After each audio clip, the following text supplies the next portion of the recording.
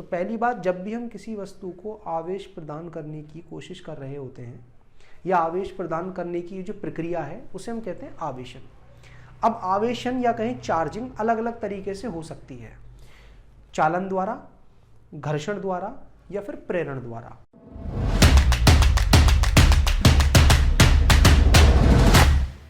सबसे पहले हम जानते हैं कि चालन के द्वारा किसी भी वस्तु को किस तरह से आवेशित किया जाता है। इसमें करते क्या है, हमारे पास एक उदासीन वस्तु होती है, तो जैसे ही किसी उदासीन वस्तु के संपर्क में हम कोई एक आवेशित वस्तु लेकर आएंगे तो आवेश जो होगा वो इस आवेशित वस्तु से इस अनावेशित वस्तु की तरफ स्थानांतरित हो जाता है और फिर इस अनावेशित वस्तु पर एक आवेश उत्पन्न हो जाता है। और अब हम ये कहेंगे कि इस पर आवेश आ चुका है, ये आवेशित हो चुकी है, या फिर कहें ये वैद्युतमय हो चुकी है। तो सवाल ये उठता है स्टूडेंट्स कि ये जो आवेश है वो इस आवेशित वस्तु से अनावेशित वस्तु पर स्थानांतरित क्यों हुआ, पहला सवाल।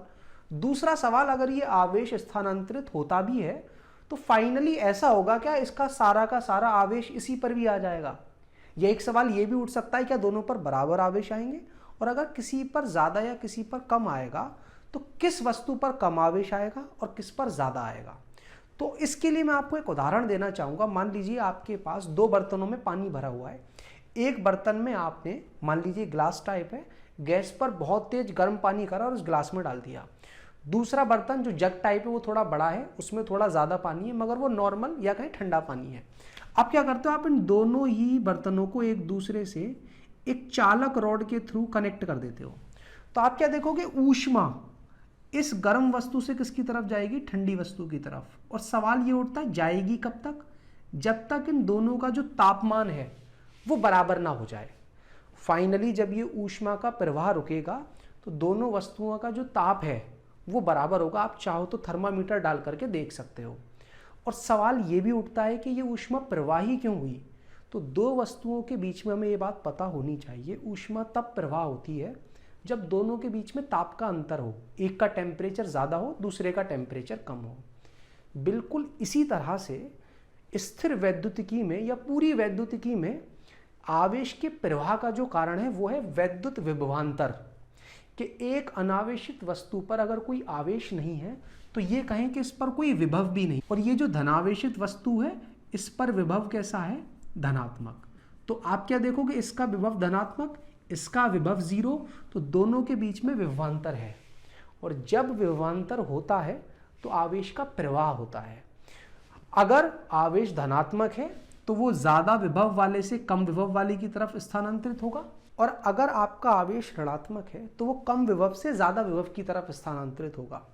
और ये आवेश का स्थानांतरण तब तक चलता रहेगा जब तक दोनों का विभव समान ना हो जाए। जैसे यहाँ दोनों का तापमान समान ना हो जाए, या कहीं दोनों के बीच में विभवांतर 0 ना हो जाए। जैसे यहाँ पर ऊष्मा का प्रवाह तब तक होता है जब तक तापांतर का मान 0 नहीं हो जाता।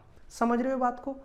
अब अगला सवाल मैंने ये पूछा था कि जब फाइनली ये आवेश का प्रवाह रुकेगा तो किस पर आवेश ज्यादा होगा, किस पर आवेश कम होगा। देखो, अगर दोनों का जो आकार है वो बराबर है तो फिर दोनों पर बराबर आवेश आएगा। अदरवाइज इसमें एक और चीज का रोल है जिसका नाम है धारिता। अब धारिता हम पढ़ेंगे चैप्टर नंबर 2 में, तो वहां आपको ये भी समझ में आ जाएगा अगर दो चालकों का आकार अलग अलग है तो किस वस्तु पर कितना आवेश आएगा। समझ आ गई आपको बात। जैसे आपसे एक सवाल ये भी पूछा जा सकता है कि चालन द्वारा जो आवेशन की प्रक्रिया है उसमें आवेश का जो स्थानांतरण है आवेशित वस्तु से अनावेशित वस्तु की तरफ वो कब तक होता है और क्यों होता है। तो क्यों का जवाब तो ये है कि दो वस्तुओं के बीच में जब विभव का अंतर होता है, मतलब विभवांतर होता है, तो आवेश का स्थानांतरण होता है। और कब तक होगा, जब तक उनके बीच का विभवांतर 0 ना हो जाए, मतलब दोनों का विभव समान ना हो जाए। तो उम्मीद करता हूं स्टूडेंट्स अब आपको ये टॉपिक तो समझ में आ ही गया होगा। अब मैं आपको दो बातें बताना चाहूंगा। पहली बात तो ये कि अगर आप इसी टॉपिक पर बेस्ड एक डिटेल्ड वीडियो चाहते हो जिसमें आपको सभी कॉन्सेप्ट थोड़ा डिटेल में समझाए जाएं, साथ ही हम कुछ आंकिक प्रश्न भी सॉल्व कर लें, और उस वीडियो के या क्लास के अंत में आपको एक प्रॉब्लम शीट भी मिल जाए जिससे आपको उस टॉपिक में पढ़ाए गए क्वेश्चंस की कुछ प्रैक्टिस हो जाए। तो आपको करना क्या है, पहले प्ले स्टोर पर जाना है।